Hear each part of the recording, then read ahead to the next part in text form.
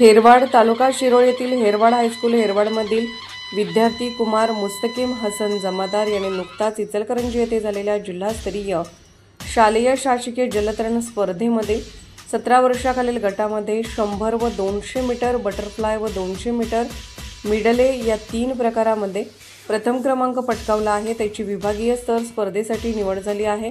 हेरवाड व परिसरात त्याचे सर्वत्र कौतुक होत आहे।